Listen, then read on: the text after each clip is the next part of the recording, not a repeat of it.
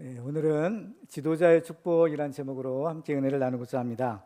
오늘 본문에는 사무엘 선지자가 태어난 배경에 대해서 기록하고 있습니다. 사무엘은 이스라엘이 사사시대에서 왕정시대로 넘어가는 그런 과도기에 활동했던 선지자입니다.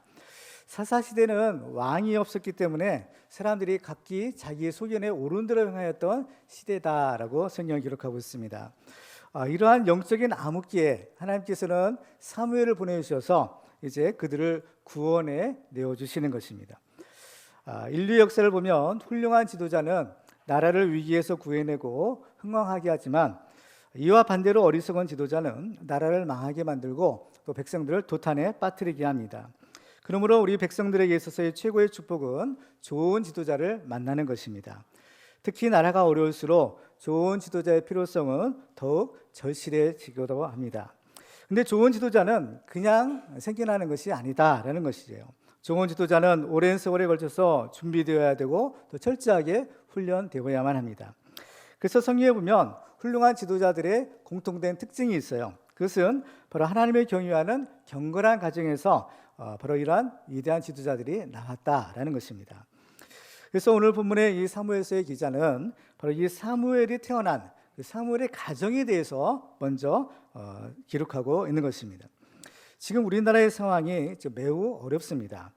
근데 더 큰 문제는 지금 이 나라를 이끌어갈 마땅한 지도자가 잘 보이지 않는다라는 것입니다. 지금 우리에게 가장 필요한 것은 우리나라를 살리고 또 이 나라를 바른 길로 이끌어 나갈 위대한 지도자입니다. 가정이 살아야 교회가 살고 교회가 살아야 나라가 산다라는 말이 있습니다. 왜냐하면 우리가 이 경건한 가정을 이룰 때 우리 후손을 통해서 위대한 하나님의 일꾼이 나오고 그 위대한 하나님의 일꾼을 통해서 우리 교회와 나라가 다시 살 수 있기 때문인 것입니다. 오늘 말씀을 통해서 우리들은 하나님의 경유하는 경건한 가정을 이루고 또 이 나라를 살리는 위대한 지도자를 배출하는 그런 축복의 가정들이 다 되시기를 주님의 이름으로 축원합니다. 오늘 말씀을 통해서 그럼 우리가 어떻게 하면 우리의 가정을 경건한 가정으로 만들 수 있을 것이냐, 오늘 말씀을 통해 세 가지 사실을 우리가 함께 살펴보고 또 은혜를 나누고자 합니다. 첫 번째로 우리는 세상 욕심을 버리고 하나님이 이미 주신 것으로 감사해야 합니다. 오늘 본문은 먼저 이 사무엘의 부모에 대해서 설명하고 있습니다. 1절 보면 사무엘의 아버지 엘가나에 대해서 말씀하고 있는데요. 1절 한번 제가 읽도록 하겠습니다. 에브라임 산지 라마다임 소빔에 에브라임 사람 엘가나라 하는 사람이 있었으니 그는 여호람의 아들이요 엘리우의 손자요 도우의 증손이요 숲의 현손이더라. 이 엘가나가 살았던 지역은 바로 에브라임 산지 라마다임 소빔이라는 지역이었습니다. 그래서 엘가나는 1절에 보면 에브라임 사람이라고 했는데요. 이것은 그가 에브라임 지파 출신이 아니라 다만 지리적으로 에브라임 지역에 사는 사람이란 뜻입니다. 왜냐하면 그 다음에 나오는 바로 이 엘가나의 족보를 보면 그의 조상이 레위 지파의 고핫 계열에 속하고 그 중에서도 제사장 엘르아살의 후손이었다는 것을 알 수 있기 때문입니다.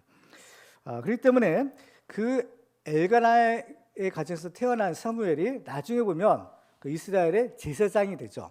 제사장은 아무나 할 수 있는 것이 아니라 레위 지파 가운데서도 특별히 아론의 계열에서 태어난 사람만이 제사장이 될 수 있었는데요. 사무엘이 나중에 제사를 드리는 제사장이 되는 것을 볼 수가 있어요.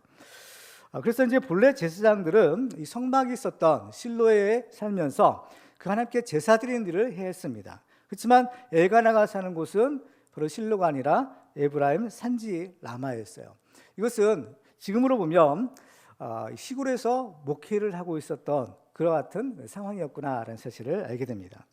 그런데 이 제사장의 신분이었던 엘가나의 가정에 조금 이상한 기록이 있다는 것을 우리가 금방 발견할 수 있습니다.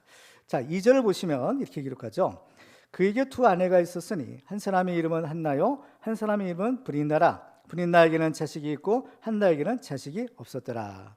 자, 이 엘가나에게 아내가 둘이 있었다라고 성경이 기록합니다. 근데 하나는 자식이 있고 또 하나는 자식이 없었다라는 거예요. 그런데 이 성경을 보면 한나에게는 자식이 없고 브린나에게 자식이 있었다고 합니다.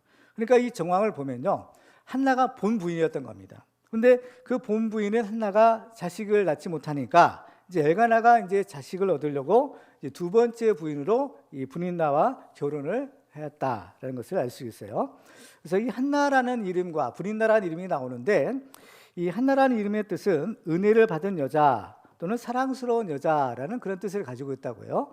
또 그런데 이 브린다라는 이름은 진주 또는 다산, 그러니까 아이를 많이 낳는다, 또 진주 같은 그런 귀한 여자다, 뭐 이런 뜻을 가지고 있는 것이죠. 그러니까 이 사람들의 이름을 보아서도 이 엘가나의 가정이 지금 어떠한 상황이었는가라는 것을 우리가 추정해 볼 수 있는 것입니다. 근데 엘가나가 둘째 부인을 통해서 그가 원하는 자식을 얻게 됐죠. 그렇지만 문제는 그 가정의 평화가 깨졌다라는 것입니다. 한 남자의 부인이 둘이나 되니까 이 둘 사이가 서로 좋을 리가 없는 것이죠. 비록 엘가나는 여전히 한나를 사랑했지만 그 남편의 위로와 사랑이 아이를 낳지 못하는 이 한나의 근본적인 문제를 해결해 줄 수는 없었던 것입니다. 더군다나 이 엘가나가 한나를 사랑하니까 이제 브린다가 시기와 질투가 생기는 거죠. 그래서 바로 그 한나에게 그 분풀이를 했던 것입니다. 성경을 보면 엘가나는 신앙이 좋은 사람이었어요. 그래서 매년 실로에 가서 하나님께 예배를 드리며 제사를 드렸다라고 성경은 기록하고 있습니다. 그런데 제사를 드리고 이제 그 제물을 나누어 줄 때 이 엘가나는 한나에게 다른 사람보다 갑절의 몫을 주었다고 성경이 기록하죠. 이것은 엘가나가 한나를 그만큼 사랑했다라는 하나의 증표였던 것입니다. 그런데 이것이 한나를 오히려 더 어렵게 만드는 것이 되었어요. 이스라엘 사회에서 이 두목, 갑절의 몫은 누구한테 주는 것인가 하면 본래는 장자에게 주는 것이었습니다. 그런데 브린다는 자기가 이제 아들을 낳았잖아요. 그 장자인 겁니다. 그 집안에. 근데 자기 아들에게 돌아갈 몫이 한나에게 돌아간 거예요. 그러니까 자기 아들에게 돌아갈 것을 바로 이 한나에게 빼앗긴다라고 생각을 할 수밖에 없었던 겁니다. 그러니까 그러지 않아도 남편의 사랑을 받지 못하고 더군다나 자기 아들에게 돌아갈 장자의 몫을 빼앗긴다라고 생각하니까 더 화가 나서 한나를 괴롭혔던 것입니다. 그래서 정말 하나님 앞에 나와서 지금 예배드리는 그 현장이 오히려 더 괴로운 눈물의 바다가 되었다는 겁니다. 한나가 너무나 괴로웠어요. 그래서 음식도 두 몫을 주었지만 그것을 먹지도 못하고 그냥 하염없이 눈물만 흘리고 있었던 것입니다. 근데 이것이 한 번, 두 번이 아니라 매년 하나님 앞에 나가서 예배 드릴 때마다, 제사 드릴 때마다 이것이 되풀이되는 것이죠. 지금도 어떤 사람은 교회에 오는 것이 부담스럽고 또 더 고통스럽게 여길 수가 있습니다. 하나님께 나와서 은혜 받고 참된 안식과 기쁨을 누려야 함에도 불구하고 오히려 그 정반대 현상이 일어날 수도 있다라는 것을 알게 됩니다. 그러면 왜 엘가나의 가정이 이렇게 되었을까요? 왜 교회에 오는 것이 이렇게 불편하게 여기게 되었을까요? 한마디로 말하면 하나님의 뜻대로 살지 않았기 때문입니다. 엘가나는 제사장이고 또 매년 실로에 가서 예배드리고 제사를 드릴지라도 하나님의 말씀에 불순종한 것이 이러한 좋지 않은 결과를 가져오게 된 것입니다. 지금도 우리 성도님들이 하나님께서 약속하신 그러한 축복을 우리가 받아야 함에도 불구하고 온전한 축복을 받지 못하고 있는 것이 대부분의 현실입니다. 그러면 왜 그럴까요? 하나님의 약속이 왜 실현되지 않고 있을까요? 그것은 바로 이 엘가나의 가정과 똑같은 이유를 찾아볼 수 있는 것입니다. 그러니까 우리가 하나님의 뜻대로 온전하게 순종하지 않고 있기 때문입니다. 그러면 왜 우리가 하나님의 뜻대로 살지 못하는 것일까요? 하나님을 믿으면 당연히 하나님의 뜻대로 살아야 되는 것이 당연한 것임에도 불구하고 우리의 현실은 하나님의 뜻대로 살지 못하는 것이 그야말로 우리의 모습인 겁니다. 이 엘가나의 가정도 그렇고 또 우리의 모습도 그렇고 왜 우리가 하나님의 뜻대로 살지 못할까? 그것은 중요한 원인 가운데 하나는 바로 우리의 욕심이 있기 때문인 것입니다.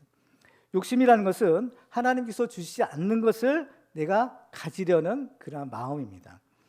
사실 우리가 살고 있는 모든 것들, 우리가 가지고 있는 모든 것들은 다 하나님이 주신 것이죠. 하나님의 것이고 하나님께서 은혜로 우리에게 선물로 주신 것들입니다. 그리고 하나님께서는 우리에게 이것을 주실 때 우리의 모든 사정 형편을 다 아시고 각 사람에게 꼭 맞는 것을 다 적절하게 주신 것이죠. 그래서 달란트의 비유에서 보면 주인이 그 종들에게 자기 소유를 맡기고 먼 나라로 갈 때 각각 그 재능대로 이 달란트를 나누어 주었다는 겁니다. 마태복음 25장 15절에 보면 각각 그 재능대로 한 사람에게는 금 5달란트를, 한 사람에게는 2달란트를, 한 사람에게는 1달란트를 주고 떠났더니라고 말합니다. 그러니까 이 감당할 수 있는 분량만큼만 주었다라는 것을 알 수 있어요. 그러니까 하나님께서 이미 주신 것들이 나에게는 가장 최선이다라고도 볼 수 있는 것입니다. 오늘 본문에 보면 엘가나의 가정은 이미 하나님 주신 은혜와 복이 있었죠. 엘가나에게는 어때요? 사랑하는 아내가 있었던 것입니다. 그런데 그 사랑하는 아내만으로는 만족받지 못하는 거예요. 왜? 아이를 낳지 못했다는 겁니다. 엘가나는 아이를 낳고 싶었던 거예요. 아이를 갖고 싶었던 거예요. 물론 결혼했으니까 아이를 낳는 것은 당연한 것이지만 그러나 아이를 낳지를 못하는 겁니다. 사랑하는 엘가나, 이 한나가. 그러니까 어때요? 또 다른 여자를 두 번째 부인으로 맞아들인 거예요. 그러니까 아무리 사랑한다 해도 아이를 낳지 못하니까 한나만으로는 만족하지 못하는 거죠. 그래서 어떻게든지 제가 원하는 그 아이를 갖고야 말겠다. 이것이 지금 엘가나가 두 번째 부인을 맞아들인 동기였던 것입니다. 그런데 이 두 번째 부인은 엘가나는 역시 또 욕심이 많고 질투심이 강한 여자였어요. 그런데 이 분인나는 아이를 낳는데 아이를 쑥쑥 잘 낳는 겁니다. 성경에 보면 이 분인나는 자식들이 있는데 복수형이에요. 자녀들이. 그러니까 남자도 최소한 2명, 여자도 최소한 2명 이상의 여러 명의 자녀들을 낳았다라는 것을 알 수 있어요.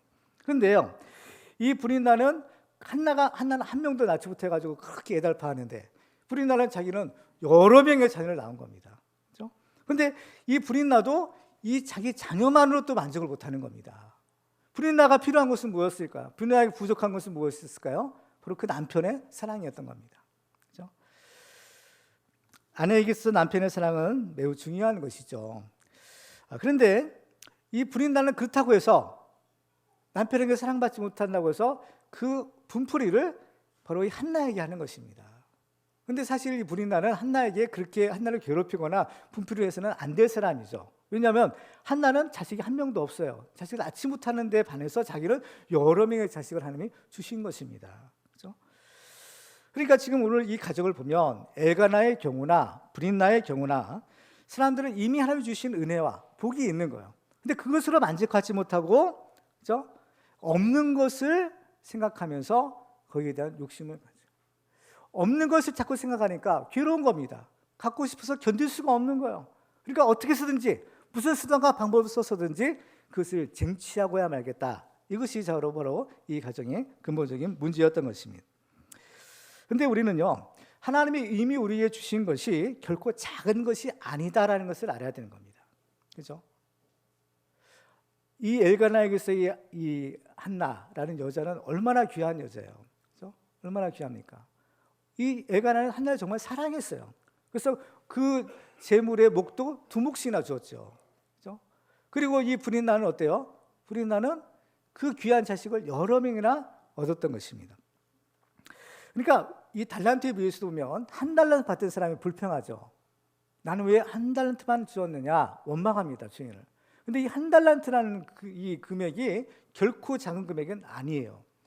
이 달란트라는 도량형은 중량의 단위인데 지금 우리 시대로 이 도량형으로 치면 한 30kg, 33.4kg인가 하여튼 그 정도 되는 분량이에요. 그러니까 뭐요? 금이 30kg가 만약 된다. 그리고 이게 얼마나 가치가 있는 거예요? 이 어마어마한 가치인 거면 지금 뭐 한 매덕 정도 될까요? 그러니까 이 1달란트라도 결코 작은 것이 아니더라는 것입니다. 또 자녀들도, 그죠? 이것이 결코, 그죠? 이게 그냥 거저 얻은 것이 아니라는 건 하나님의 은혜의 선물인 것입니다. 그러니까 우리가 받은 것들, 이미 받은 것들, 이 하나님의 축복이 우리가 당연히 받아야 될 것은 아니라는 것을 알아야 돼요. 물론 결혼하면 자식을 낳는 건 당연하지. 그렇지만 당연한 것이 아니라는 것을 우리가 알아야 되는 겁니다. 당연한 것이라고 생각하지만 한나는 낳지 못하잖아요. 그 때문에 우리에게 주신 은혜가 사실은 이게 보통의 은혜가 아니다라는 것을 알 수가 있는 것입니다. 더군다나 이 신약시대를 살고 있는 또 예수를 믿는 우리들에게는요, 사실은 이 구약시대에 비해서 비교할 수 없는 엄청난 하나님의 축복을 주시죠. 그게 뭐냐? 믿음의 축복인 겁니다. 예수를 믿고 구원받은 축복. 그렇죠? 이것이 가장 근본적인 축복이요, 이것이 모든 복을 받는 거예요. 하나님이 우리에게 주시고자 하는 모든 복을 다 예수 그리스도에게 주신 거예요. 그래서 예수님이 그 복을 가지고 오셔서 예수를 믿는 우리들에게 이 복을 우리에게 주시는 겁니다. 그러니까 예수를 믿는 사람들은요, 이제 더 이상 뭐 부족한 것이 없어요. 더 바랄 것도 없는 겁니다. 이미 다 받은 것이죠. 그렇죠? 그런데 이미 주셨음에도 불구하고, 그렇죠? 욕심을 내면 어떻게 될까? 바로 거기에서 이제 문제가 생기는 겁니다. 하나님이 주시지 않은 것을 내가 가지려고 하면 어떻게 될까요? 다른 사람의 것을 도둑질하거나 아니면 강제로 뺏어야 되는 거예요. 강도짓을 해야 되는 겁니다. 그렇죠? 그러면 필연적으로 다른 사람에게 피해를 끼치는 거예요. 다른 사람의 몫을, 다른 사람에게 돌아갈 것을 내가 증취하는 것이 되겠죠. 그렇죠? 사사시대의 특징이 왕이 없어서 자기 소견에 오른 대로 살았던 시대라고 했어요. 그렇죠? 이게 뭐냐? 자기 생각대로, 자기 욕심대로 살았다라는 것입니다. 사실 이스라엘에 왕이 있었느냐? 사람의 왕은 없었죠. 명시적인 사람의 왕은 없었지만 보이지 않는 왕은 있었던 거예요. 뭐냐? 하나님이 그들의 왕이 되신 거죠. 그 시대는요, 사실 하나님이 직접 다스리는 시대인 겁니다. 그래서 사사라는 하나님의 종을 세워서 하나님이 말씀을 주시고 하나님 직접 그들을 다스리던 시대가 사실은 사사시대예요. 그러니까 인간의 왕보다 사실은 더 만왕의 왕이신 하나님이 다스리는 시대인 겁니다. 근데 사람들은 그 왕의 하나님의 통치를 거부하죠. 하나님의 말씀을 싫어하는 겁니다. 그렇기 때문에 마치 왕이 있었지만 왕이 없는 것처럼 자기 소견에 오른 대로, 자기가 하고 싶은 대로 자기 욕심껏 살았던 시대가 바로 이 사사시대의 암흑기였던 겁니다. 지금도 많은 성도님들이 교회는 다니고 또 귀한 직분도 받고 있지만 실제로 우리가 살아가는 모습을 보면 과연 하나님의 뜻대로, 하나님의 말씀대로 순종하며 살고 있느냐? 물론 그런 경우도 많이 있지만 또 그렇지 않은 경우도 또한 많이 있는 것을 발견할 수가 있습니다. 하나님의 뜻을 몰라서 순종하는 것이 불순종하는 것이 아니라 알매도 불구하고 어때요? 자기 소견에 옳은 대로 살아가는 것이죠. 근데 과연 그렇게 살면 정말 그 바라는 행복한 삶을 살 수 있을까라는 것입니다. 근데 성경을 보면요, 오히려 그 정반대의 결과를 가져오게 돼요. 엘가나는요, 이 자식을 얻으려는 욕심 때문에 성경적인 가정의 원리를 깨트립니다. 성경적인 가정의 원리는 한 명의 남자와 한 명의 여자로 이루어진 일부일체 가정이에요. 이 하나님이 정하신 가정의 제도인 겁니다. 그런데 어때요? 자기 본부인이 아이를 낳지 못하니까 둘째 분을 얻어서 아이를 낳는 거예요. 그러니까 어때요? 이 하나님의 이 가정의 원리를 깬 겁니다. 어긴 거예요. 그렇죠? 그런데 어땠나요? 그가 원하는 자식을 얻었지만 그의 가정의 평화는 깨지고 오히려 날마다 시기와 뒤틈과 싸움과 다툼이 있는 그야말로 지옥을 방불하는 현상이 되고 마는 겁니다. 이것이 하나님을 잘 믿는다고 하는 소위 제사장 가정에서 일어나는 일인 겁니다. 하나님의 말씀에 불순종하게 되면 제사장이든지 누구든지 예외가 없는 겁니다. 그렇죠? 아브라함의 가정도 그랬죠. 또 야곱의 가정도 이와 비슷한 일을 겪었던 것을 볼 수가 있는 것입니다. 그렇죠? 정말 하나님이 주시지 않는 것을 이렇게 인간적인 방법으로 억지로 얻으려고 하면 반드시 무리가 따르는 겁니다. 거의 부작용이 따라요. 아브라함도 어때요? 하갈을 통해서 낳은 아들, 그렇죠? 그 아들이 이스마엘인 겁니다. 그 이스마엘이 사라를 통해서 낳은 그 약속의 아들 이삭을 괴롭히죠. 정말 순간적인 어떤 그 유혹에 넘어가서 그냥 그 믿음을 저버리고 이스마엘을 낳았지만 그 이스마엘의 후손과 이삭의 후손은 대대에 걸쳐서 서로 원수지간이 되고 지금까지도 서로 싸우는 그러한 결과를 보게 되는 것입니다. 그렇기 때문에 다른 사람들도 다 그렇게 한다고 해서 우리도 그래서는 안 된다는 거예요. 그 시대, 아브라함 시대나 또 이 엘가나 시대나 뭐 아이를 낳지 못하면 후처를 얻는 것은 그냥 일상적인 아주 그냥 뭐 이상한 일도 아닌 거예요. 다 그렇게 했던 겁니다. 그렇지만 세상 사람들이 다 그렇게 한다 하더라도 하나님을 믿는 사람, 예수를 믿는 사람들은 그렇게 해서는 안 된다라는 것이 성경의 교훈인 것입니다. 다른 사람들이 다 지옥 간다고 해서 우리도 지옥에 갈 수는 없는 것이잖아요. 다른 사람들이 다 치우쳐서 그렇게 죄를 진다 하더라도 우리는 그렇게 살지 말아야 되는 겁니다. 그 때문에 우리는 우리의 삶의 기준을 세상이나 세상 사람들이 아니라 오직 하나님의 말씀에 둬야 되는 겁니다. 그래서 이 하나님의 말씀에 절대적인 기준을 두고 우리는 하나님의 말씀대로 순종하며 사는 것이 하나님의 백성이요 예수를 믿는 그리스도인의 삶이 되어야 되는 것입니다. 근데 이 하나님의 말씀대로 순종하며 살려면요 한 가지 전제 조건이 있어요. 그 뭐냐? 바로 이 모든 문제의 원인, 바로 욕심을 버려야 되는 겁니다. 욕심이 잉태한 즉 죄를 낳고 죄가 장성한 즉 사망에 이른다 라고 했어요. 그렇죠? 그러니까 바로 이 욕심을 어때요? 버려야 되는 겁니다. 근데 이게 어려워요. 내 힘은 할 수 없어요. 그래서 근데 어때요? 예수를 믿는 사람들 이것이 가능한데 방법이 뭐냐? 십자가에 못 박는 겁니다. 그래서 사도 바울은 뭐요? 그 정과 욕심을 십자가에 못 박는다. 나는 예수 그리스도와 함께 십자가에 못 박아 죽었다. 바울의 사랑은 나는 날마다 죽는다라는 것이었어요. 이 욕심을 십자가에 못 박아 죽이니까 바울이 그때부터 자유함을 얻게 되는 겁니다. 욕심을 버리니까 그때부터 얼마나 자유로운지 몰라요. 그러면서 바울은 나는 어떠한 형편이든지 자족하기를 배웠다라고 말합니다. 그러면서 빌립보서 4장 12절에 이렇게 말하죠. 같이 한번 읽어볼까요? 시작. 나는 비천에 처할 줄도 알고 풍부에 처할 줄도 알아. 모든 일 곧 배부름과 배고픔과 풍부와 궁핍에도 처할 줄 아는 일체의 비결을 배웠노라. 그렇습니다. 있으면 있는 대로, 없으면 없는 대로, 그렇죠? 그 안에서 항상 감사하며 만족하며 하나님 앞에 영광을 돌리는 겁니다. 이렇게 욕심을 죽이고 나니까 그때부터 어때요? 만족함이 생기는 거예요. 그때부터 자족함이 생기고 그때부터 감사한 마음이 생기고 기쁨이 넘쳐서 찬양하는 삶을 살게 되는 것입니다. 그렇죠? 이렇게 하나님을 경외하는 삶, 바로 이것이 그렇죠? 자족하는 삶이요. 하나님의 은혜에 감사하는 삶인 겁니다. 이러한 경건한 가정을 우리가 이룰 때 하나님께서는 이 경건한 가정을 통해서 경건한 믿음의 사람을 낳게 하시는 겁니다. 그렇죠? 바로 그 믿음의 사람이 바로 우리를 구원할 소망이 되는 거예요. 바로 지금 엘가나의 가정도 사실은 그 가정을 통해서 하나님께서는 이 사무엘을 보내주실 계획을 가지고 계시는 겁니다. 근데 지금 이 엘가나의 가정은요 하나님의 때를 기다리지 못해요. 하나님의 때를 기다리지 못하니까 어떻게 해요? 불임날을 또 얻은 겁니다. 만약에 이 엘가나가 좀 믿음을 가지고 그렇죠? 하나님이 주시지 않은 것은 내 손으로 내 힘으로 얻지 않겠다. 이 믿음을 가지고 끝까지 기다리고 기도했더라면 어떻게 됐을까요? 하나님께서 반드시 이 한나를 통해서 아들을 낳게 해주셨을 거예요. 그렇죠? 이것이 믿음이고 이것이 하나님의 기적인 겁니다. 하나님은 하나님의 뜻을 반드시 이루시는 거예요. 다만 우리가 믿음이 없고 하나님의 때를 인내하지 못하기 때문인 것이죠. 그 때문에 우리들은 바로 이 세상 욕심을 버리고 하나님이 이미 주신 것으로 감사하는 삶을 살 때 경건한 가정을 이루고 이 경건한 가정을 통해서 바로 하나님의 위대한 하나님의 일꾼들이 나오게 되는 겁니다. 오늘도 바로 이 경건한 가정을 이루는 축복의 주인공들 가정들 되시기를 주님의 이름으로 축원합니다. 두 번째로 우리가 경건한 가정을 이루기 위해서는 모든 것을 합력하여 선을 이루시는 하나님을 믿어야 됩니다. 보통 남자와 여자가 결혼하고 가정을 이루면 자녀가 생기게 됩니다. 근데 이 한나의 경우는 좀 달랐어요. 결혼을 했지만 자식이 없는 겁니다. 근데 왜 자식이 없었을까? 오늘 본문에 보면 그 이유를 이렇게 밝히고 있어요. 자, 그럼 5절과 6절 같이 읽어볼까요? 시작.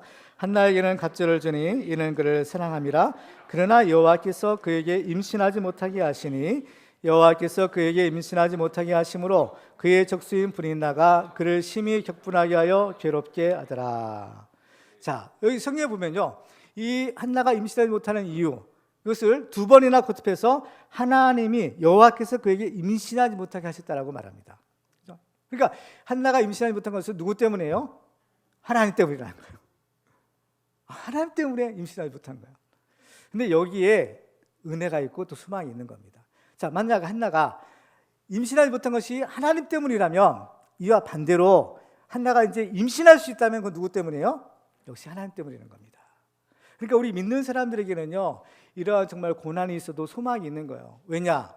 고난 가운데 있어도 이 고난이 하나님의 은혜 가운데 있기 때문에 이 고난을 또한 이길 수 있는 은혜와 능력도 하나님의 손에 달려있는 겁니다.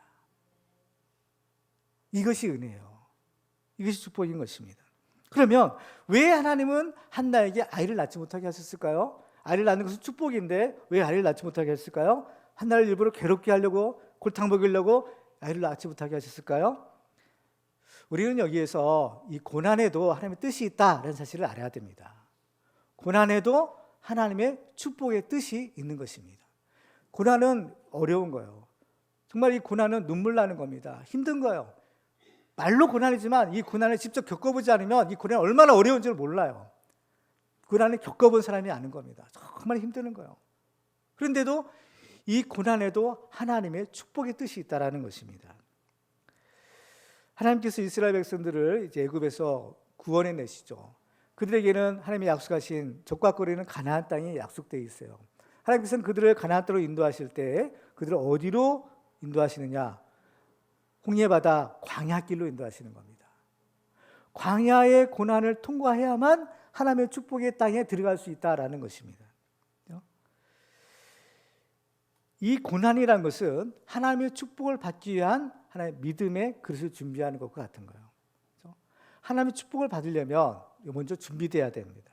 어떻게 준비돼야 되느냐? 무엇으로 준비되느냐? 고난의 연단을 겪어야 된다라는 것입니다. 한나에게도 아이를 낳지 못하는 고난을 허락하신 것도 사실은 어때요? 아이를 안 주시려는 것이 아니에요. 하나님께서는 사무엘을 이미 예정하셨어요. 주시겠다 계획하셨어요. 그러나 어때요? 이 사무엘이 너무나 귀한 아들인 거예요. 너무나 귀한 사람인 겁니다. 그렇기 때문에 이 사무엘을 낳기 위해서는요, 이 고난의 연단을 겪어야만 사무엘이 나올 수 있었던 것입니다. 하나님께 간절한 이 눈물의 기도, 한나가 드리는 그 기도를 한번 생각해 보세요. 자기 불인나 대적이라고 했어요. 자기를 괴롭히는 자죠. 자기를 괴롭히는 불인나에게 멸시당하고 조롱당하고 얼마나 분하고 억울하고 원통해하겠어요. 하나님 앞에, 그래서 자기는 아이를 낳지 못해요. 어쩔 수 없어요. 하나님 앞에 나가서 눈물로 기도하고 통곡하며 기도하고 정말 그 기도와 그 눈물이 얼마나 좀 많았겠어요. 그런데 이 한나의 눈물의 기도를 통해서 낳은 아들이 누굽니까? 사무엘이에요. 사무엘은 선지자죠. 이 사무엘의 특징이 있어요. 사무엘은 무슨 사람이에요? 기도하는 사람인 겁니다. 사무엘은 이스라엘 백성들에게 내가 너희를 위하여 기도하는 죄를 결단코 하나님 앞에 범하지 않겠다라고 할 정도로, 그죠? 기도하기 쉬는 것을 죄로 여길 정도로 기도의 사람이었고, 사무엘이 기도할 때 하나님이 응답하시고 이스라엘을 구원해 내신 겁니다. 근데 사무엘이 기도의 사람이 될 수 있었던 것은 바로 그의 어머니가 한나가 이 눈물의 기도의 사람이었기 때문인 겁니다.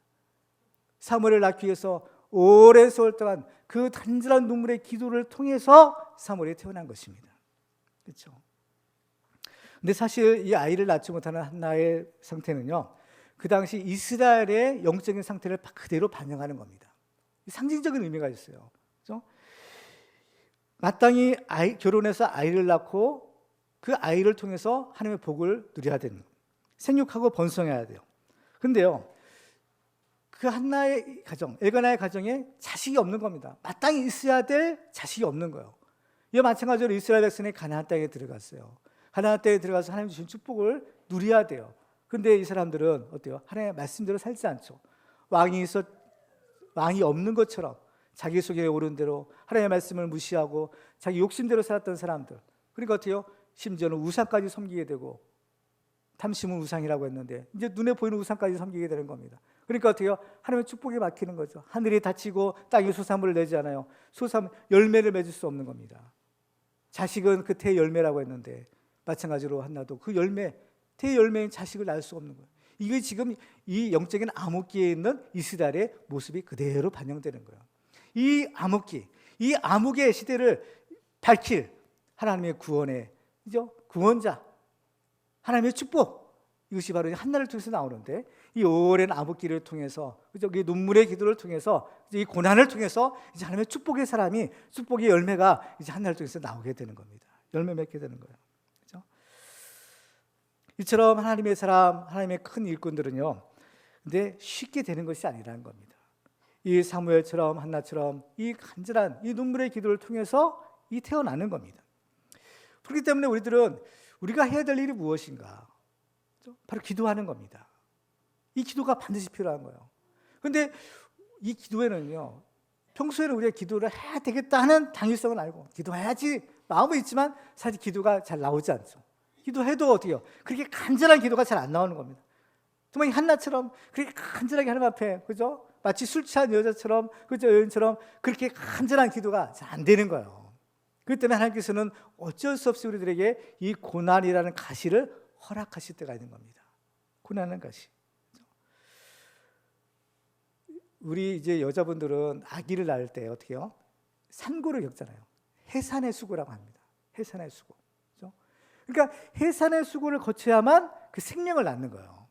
마찬가지로 하나님께서 지금 이 한나에게 이 고난을 허락하신 것도 어때요? 일종의 산고인 겁니다. 해산의 수고를 하는 거예요. 해산의 수고를 통해서, 이 고난을 통해서 하나님의 축복이, 그렇죠? 이 생명의 역사가 일어나는 겁니다. 그렇기 때문에 이 고난은 변장된 축복이라는 말이 있어요. 고난은 어려운 것이지만 그러나 이 고난 속에 하나님의 뜻, 하나님의 축복의 뜻이 있더라는 거예요. 로마서 5장 3절과 4절을 같이 읽어볼까요? 시작. 다만 이뿐 아니라 우리가 환난 중에도 즐거워하나니 이는 환난은 인내를, 인내는 연단을, 연단은 소망을 이루는 줄 아니라. 그렇습니다. 그렇죠? 환난이라는 그 고난 중에도 즐거워하는 거예요. 근데 고난 자체를 우리가 즐거워하는 것이 아니죠. 이 환난이 뭘 낳아요? 인내를 낳고, 인내는 연단을 낳고, 연단은 소망을 낳기 때문에 결국적으로 이 고난을 통해서 우리 소망이 있기 때문에, 소망을 우리가 얻을 수 있기 때문에 우리는 환난 중에도 즐거워한다라고 말씀하고 있는 것입니다. 그렇죠. 그래서 성경의 위대한 인물들은요, 다 이 고난의 연단, 이 눈물의 기도를 통해서 태어난 사람들인 거예요. 이삭 같은 경우도 보면은 오랫동안 뭐 한 20년 이상 아이를 낳지 못했죠. 리브가가. 그래서 이 이삭이 하나님께 기도했을 때 아이를 낳잖아요. 또 그리고 삼손의 부모 같은 마노아의 가정도 늙을 때까지 아이를 낳지 못하죠.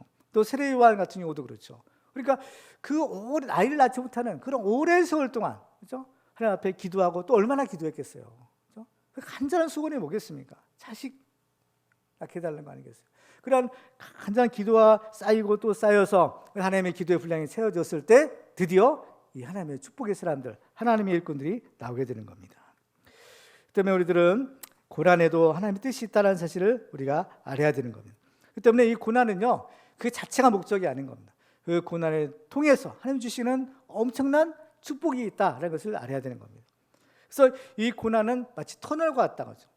그 깜깜한, 그 암흑 같은 그 터널을 지날 때 너무나 힘들고 보이지 않습니다. 끝이 보이지 않아요. 그러나 언젠가는 끝이 있다는 거예요.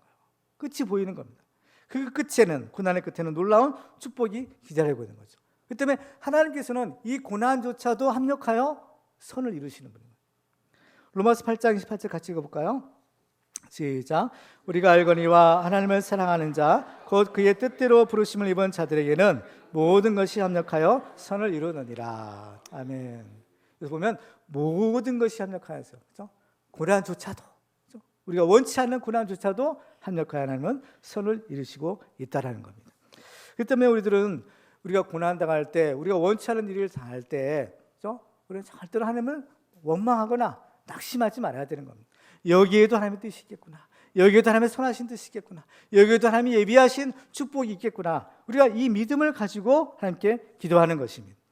우리가 고난을 당할 때는 왜 고난을 당하는지 이유를 알 수가 없어요, 사실은요. 그러나 지나고 나서 보면 하나님 이것 때문에 나를 그렇게 고난의 연단을 허락하셨구나 하는 것을 알 수 있는 겁니다.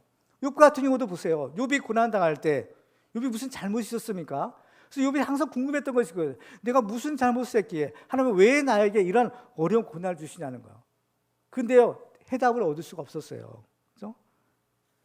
그렇지만 욥에게는 그 고난을 이길 수 있는 비결이 있었는데요. 그게 뭐냐?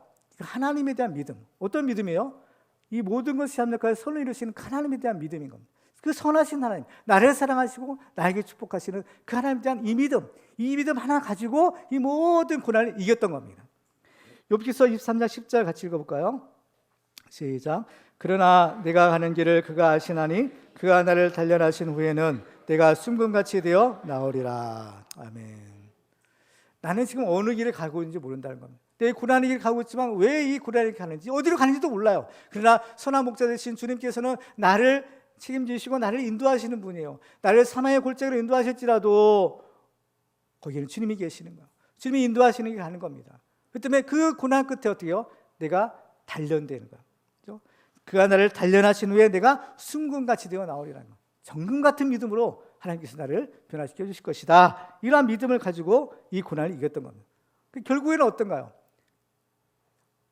하나님을 만날 때 이 모든 문제가 해결되는 겁니다. 그런 결국에는 하나님으로부터 왜 자기가 이 고난을 받는지 해답은 못 얻어요. 근데 하나님을 만나고 나니까 이것들이 이제 아무것도 문제가 안 되는 겁니다. 왜? 하나님을 만나고 나니까 하나님 한 분만으로 이제 다 만족하게 되는 거예요. 내가 왜 고난을 당했는지, 왜 그렇게 했는지, 이거는 이제 중요하지가 않는 거예요. 이건 하나의 과정일 뿐이에요. 이건 중요한 것은 하나님을 만나는 거. 내가 예수를 만나고, 그렇죠? 예수를 인격적으로 만나고, 내가 예수 믿고 구원받은 거. 이것이 중요한 거. 이것이 우리가 이제 천국 가는 것이죠. 그렇죠? 그렇습니다. 정말 우리는 어떠한 일을 만나도 정말 이 합력하여 손을 주시는 하나님, 나를 사랑하시고 나에게 복 주시는 그 하나님에 대한 이 믿음을 가지고, 그렇죠? 이 고난을 이겨야 되는 겁니다. 그럴 때 우리는요, 정말 우리의 가정을 경건한 가정, 그렇죠? 정금 같은 믿음의 가정으로 만들 수 있는 것입니다. 그래서 우리의 가정들마다 정말 하나님에 대한 이 믿음이 정금 같은 믿음을 가지는 경건한 신앙의 가정들이 다 되시기를 주님의 이름으로 축원합니다. 마지막으로 우리가 경건한 가정을 이루기 위해서는 우리 모든 불평과 원망을 버리고 하나님께 나와 기도해야 됩니다. 보통 사람들이 제가 원치 않는 어려운 일, 고난을 당할 때 대처하는 방법을 보면 그 두 가지로 나눌 수 있어요. 첫째는 낙심하는 겁니다. 낙심해서 좌절하고 스스로 무너지는 경우죠. 이런 경우에는 보통 극단적인 선택을 하는 사람들도 있어요. 예를 들면 가룟 유다 같은 경우도 보면 가룟 유다가 예수님을 배신하고 은삼시에 팔아넘기잖아요. 나중에 후회하는 겁니다. 후회해도 어떻게 돌이킬 수 없는 거예요. 그렇죠? 그러니까 이제 절망하죠. 그래서 극단적인 선택을 하고 마는 겁니다. 또 한 가지의 선택은 이 끊임없이 불평과 원망을 하는 거예요.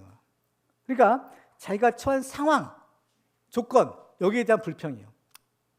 그리고 또 한 가지는 다른 사람을 원망하는 겁니다. 예를 들면 아브라함의 가정 같은 경우도 그랬어요. 아브라함이 가정에 이제 사라가 아이를 낳지 못할 때 사라가 자기가 먼저 자기 몸종을 아브라함에게 줘가지고 이 하갈을 통해서 아이를 낳으시오. 그래서 아브라함이 또 그래서 그냥 그래 그럽시다 해가지고 하갈이 임신을 했네요. 그리고 하갈이 이 종이 임신을 하니까 어때요? 자기 여주인을 멸시하기 시작합니다. 그러니까 막 사라가 화가 뿔죠? 엄청 날았어요. 그러니까 제가 막 자기 남편한테 아브라함한테 가가지고 원망합니다. 그 책임을 돌려요. 창세기 16장 5절에 보니까요. 사라가 아브라함에게 이르되 내가 받는 모욕은 당신이 받아야 옳도다. 내가 나의 여종을 당신의 품에 두었거늘 그가 자기 임신함을 알고 나를 멸시하니 당신과 나 사이에 여호와께서 판단하시길 원하노라. 누구 잘못이에요? 다 자기 때문인데 그거 누구 탓을 해요? 아브라함 탓을 하고 하갈 탓을 하고. 또 아브라함도 또 자기 내가 잘못했어 이게 아니라 또 책임을 또 미루네요. 그러니까 아브라함 뭐래요? 야 하갈 저 당신이 여종 아니냐? 당신 마음대로 해. 그러니까 어떻게 이때 그러니까 사라가 옳다구나 하고 허락도 받았겠다. 그래서 막 하갈을 학대하는 겁니다. 학대요. 막 무시하게 굴어요. 그 하갈이 어때요? 그 학대를 견디면서 도망가네요. 가출하고 만 겁니다. 이게 참 그러면 하나님의 은혜로 하나님의 사자가 그걸 만나주시죠. 하갈을 만나서 다시 주인에게로 돌아가라. 그게 돌아갔어요. 만약에 이 하나님의 은혜가 아니었다면요, 정말 이 아브라함의 가정은 큰일 날 뻔한 겁니다. 왜? 이 아브라함의 가정은 하나님의 택하신 가정, 믿음의 가정, 믿음의 조상의 가정이에요. 모든 믿는 자들이 다 본을 받아야 될 가정인데 만약에 자기 여종을 학대해가지고 도망가서 만약 죽었다? 그러면 큰 오점이 남기는 겁니다. 그 하나님의 구원사에서 이건 안 될 일이에요. 그렇죠? 이렇게 사람들이 어떤 안 좋은 일을 당할 때 다 환경 탓을 하고 불평하고 다른 사람 탓을 하고 원망하는 겁니다. 이런 것이 대부분의 사람들의 모습이에요. 그렇죠? 이스라엘 사람들도 출애굽할 때 광야길을 가다가 어때요? 어려운 일 힘든 일 만나니까 금방 또 불평하고 원망하는 겁니다. 그래서 결국 그 사람들은 어떻게 가나안 땅에 못 들어가고 다 광야에 엎드려졌다라고 말하잖아요. 아마도 만약에 한나도요 이런 대부분의 사람들이 행동하는 것처럼 그렇게 반응했더라면 과연 어떻게 됐을까? 뭐 영락 없는 겁니다. 왜 없는 거예요? 이 엘가나의 가정도 다 깨지고 말았을 거예요. 파탄 나는 겁니다. 그렇죠? 누군가 죽었을지도 모르고 그렇지 않더라도 한 집안에 결코 그 식구들이 다 함께 살 수는 없었을 것이에요. 그렇지만 이 한나는요 그렇게 하지 않았다는 겁니다. 왜? 한나는 믿음의 사람이었기 때문에. 이 믿음의 사람은 고난에 대처하는 방법이 세상 사람들과 다르다라는 것을 알게 돼요. 한나는요 불평하거나 원망하지 않았다는 겁니다. 아이를 낳지 못하는 자기의 불행한 처지에 대해서 불평하지 않아요. 또 자기 남편도 원망하지 않아요. 심지어는 자기를 까닭없이 괴롭히는 그 브릿나에 대해서도 어때요? 대들지 않습니다. 대항하지 않아요. 그러니까 이 한나는 정말 억울한 일을 당해도 다른 사람에게 싫은 소리 하나 내지 못하는 그야말로 아주 착한 사람이죠. 정말 바보같이 착한 사람인 겁니다. 너무나 고통스러웠죠. 너무나 억울했죠. 그래서 눈물 나고 음식도 제대로 먹지 못하는 그러한 정도였지만 이 한나는 악을 악으로 갚지 않고 오히려 하나님께 나아가서 기도하는 것입니다. 시편 기자도 시편 109편 4절에서 이렇게 말하죠. 나는 사랑하나 그들은 도리어 나를 대적하니 나는 기도할 뿐이라 하는 거예요. 대적하지 않는 겁니다. 하나님께 기도하는 거예요. 한나는 자기의 문제를 사람들에게 하소연하지 않아요. 사람들에게서 그 자기의 문제 해결책을 구하지 않아요. 대신 그는 하나님 앞에 나가서 하나님께 엎드려 기도하는 것입니다. 근데 하나님께 기도하는 것이 사실 제일 빨라요. 제일 확실한 응답입니다. 시편 50편 13절 15절에 보면 환난 날에 나를 부르라 내가 너를 건지리니 내가 나를 영화롭게 하리라. 예레미야 33장 3절에 보면 너는 내게 부르짖으라 내가 내게 응답하겠고 내가 알지 못하는 크고 은밀한 일을 내게 보이리라 말씀합니다. 그 때문에 우리가 어떤 이 고난을 만날 때 어려움을 만날 때는요 우리가 해야 될 일이 뭐냐 사람 찾아다니고 사람한테 하소연하고 이렇게 하지 마세요. 아무 소용이 없는 겁니다. 소용 없는 거예요. 진정한 위로가 될 수 없는 거예요. 아무리 남편이라 할지라도 한나에게 위로가 될 수 없는 거예요. 한나의 문제를 해결할 수가 없는 거예요. 사람은 해결할 수 없는 거예요. 근데 우리의 근본적인 문제를 해결할 수 있는 분이 누구냐? 살아계신 하나님인 겁니다. 그러면 그 살아계신 하나님께 나가야 되는 거예요. 어떻게 나가요? 기도로 나가는 겁니다. 기도하시는 거예요. 그래서 시편 13편 28절에 보면 시편 기자는 이렇게 말합니다. 우리 같이 읽어볼까요? 시작. 하나님께 가까이 함이 내게 복이라 내가 주 여호와를 나의 피난처로 삼아 주의 모든 행적을 전파하리라. 아멘. 하나님께 가까이 함이 내게 복이라는 거예요. 그렇죠? 언제 하나님께 가까이 나갈까요? 평안하고 아무 문제 없을 때인가요? 어렵고 힘들 때인가요? 어렵고 힘들 때 한 번에 해서 나가는 겁니다. 그렇죠? 그게 하나님이 가까이 하는 되게 복이라는 것이에요. 그렇죠? 그러면 한나는 왜 이렇게 다른 사람들처럼 불평하고 원망하지 않고 자기 문제를 가지고 하나님께 나가는 이러한 위대한 믿음의 사람이 되었을까요? 과연 이 한나가 이 믿음이 어디서 생겼을까요? 이 믿음이 사실 한나의 모든 문제를 다 역전시키는 놀라운 축복의 비결인 겁니다. 이 믿음을 가지고 하나님 앞에 기도하니까 그의 문제들이 해결되고 하나님께 엄청난 예비된 축복을 받았잖아요. 과연 이 한나의 믿음은 어디서 생겼을까? 그죠? 위대한 믿음의 신앙의 가정에서도 찾아볼 수 없었던 그 위대한 믿음의 이 믿음이 어디서 생겼을까? 그 비결이 있는 겁니다. 그 뭐냐? 하나님께 나가는 거. 하나님께 예배하러 나간. 보세요. 오늘 본문에 보면 엘가나는 어때요? 매년 실로에는 하나님께 나아가 하나님께 예배하며 제사 드렸다고 했어요. 근데 자기만 간 거 아니에요. 온 식구들 다 데리고 간 겁니다. 온 식구들 다 데리고 하나님 앞에 나아가서 하나님께 예배드리고 제사 드렸다고 했어요. 하나님께 제사를 드리면 죄사함을 얻는 축복도 있지만 또 한 가지 축복이 있어요. 그건 뭐냐? 하나님의 말씀을 듣는 축복인 겁니다. 제사장은 제사를 주관하기도 하지만 하나님의 말씀을 가르치는 사명, 가르치는 역할을 맡은 사람이에요. 그렇기 때문에 이 엘가나의 가정이 매년 하나님 앞에 나가서 예배드리고 제사할 때 어떻게요? 말씀을 들었다는 겁니다. 이 한나도 그 말씀을 들을 때 믿음이 생긴 거예요. 아, 그렇구나. 하나님은 내 문제를 해결할 수 있는 전능하신 분이구나. 이 믿음을 가지고 한나가 기도하는 겁니다. 믿음은 들음에서 나고 들음은 그리스도의 말씀이라고 했어요. 이 귀한 믿음을 어디서 생깁니까? 하나님의 말씀을 듣는 데서 이 믿음이 생기는 겁니다. 그러니까 우리가 이 하나님께 나와서 예배드리는 것이 얼마나 큰 축복인가를 알아야 되는 겁니다. 우리가 이게 아무것도 아닌 것 같지만 정말 우리가 매주 하나님 앞에 나와서 예배드리고 또 설교를 통해서 하나님의 말씀을 들을 때 이 말씀이요, 이 말씀의 씨앗이 나도 모르는 사이에 우리의 마음에 심겨지는 겁니다. 이 말씀의 씨앗이 어느 순간에 뿌리가 내리고 자라나서 열매를 맺게 되는 거예요. 이 말씀을 계속 들을 때 이 말씀이 우리 마음판에 새겨지는 것입니다. 잊혀지지 않는 거예요. 이 말씀의 사람이 되는 겁니다. 그래서 이 한나가 이 말씀을 통해서 하나님께 예배를 통해서 이 믿음을 생기고 이 믿음이 있었기에 그런 이 모든 고난을 이길 수 있는 힘을 얻고 한나가 어때요? 그 하나님 앞에 나와서 기도할 때 하나는 어때요? 하나님 앞에 응답받은 거예요. 보세요. 이 한나가 얼마나 축복의 사람인가. 구약 성경에 보면 하나님의 전에 나와서 하나님께 기도해서 응답받았다라는 기록은요, 한나가 유일한 겁니다.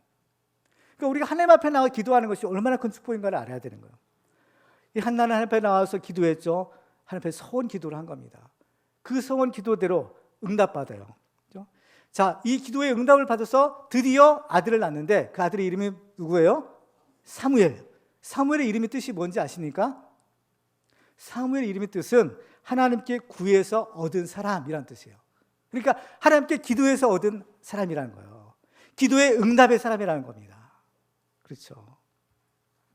자기 소견에 오른 대로 자기 하고 싶은 대로 살았던 그 어둠의 암흑 시대에 이 한나는 자기 소견에 오른 대로가 아니라 하나님의 말씀대로 하나님 뜻대로 하나님 앞에 기도하며 살았던 사람.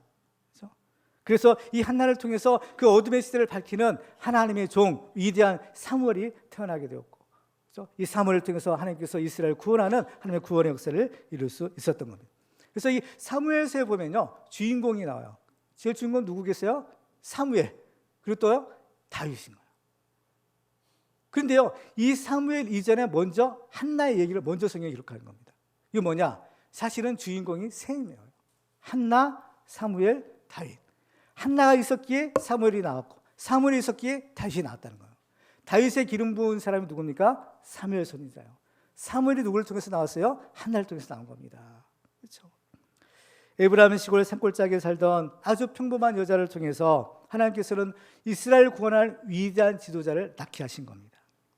그래요. 지금 우리나라의 상황이 굉장히 어렵다고 했죠. 어렵습니다. 실제로 어렵습니다. 위기입니다. 그런데 우리 스스로가 위대한 지도자가 될 수 없어요. 그리고 또 우리는 우리 힘으로 이 나라를 구원할 만한 큰 일을 할 수도 없는 겁니다. 그렇지만 우리가 해야 될 일이 있어요. 그건 뭐냐? 우리가 아니더라도 하나님의 예비하신 하나님의 종을 낳게 하는 겁니다. 하나님 앞에 기도하는 거예요. 그러면 하나님께서 우리 후손들, 우리의 다음 세대를 통해서 이 나라를 구원할 하나님의 종들을 낳게 하시는 겁니다. 그렇기 때문에 우리는요, 정말 우리가 살아갈 때 오늘만 살아가는, 하루살이처럼 오늘만 살아서는 안 되는 겁니다. 우리는 내일을 생각해야 되고 우리의 장래를 생각해야 되는 거예요. 그래서 우리의 다음 세대가 우리 세대보다 더 크게 하나님 앞에 쓰임받고 더 큰 하나님의 은혜와 복을 누리고 어때요? 우리의 다음 세대가 더 잘 돼야 되는 것입니다. 그러기 위해서는요, 먼저 우리가 하나님 앞에 경건한 가정을 우리가 먼저 만들어야 돼요. 우리가 하나님 앞에 한나처럼 정말 하나님 앞에 눈물로 기도하고 하나님의 말씀대로 순종하고 정말 이 하나님 앞에 하나님의 경외하는 경건한 가정을 이룰 때 우리의 후손들을 통해서 하나님께서는 예비하신 위대한 하나님의 사람들을 낳게 하시는 겁니다. 그렇기 때문에 우리들도 정말 이 시대에 한나와 같이 정말 하나님 앞에 우리의 고난을 문제를 가지고 하나님 앞에 나와서 눈물로 기도하고 하나님 앞에 기도하고 간구해서 하나님의 응답받고 정말 우리의 가정을 하나님이 축복하시는 경건한 가정으로 만드는 그런 축복의 가정들 다 되시기를 주님의 이름으로 축원합니다.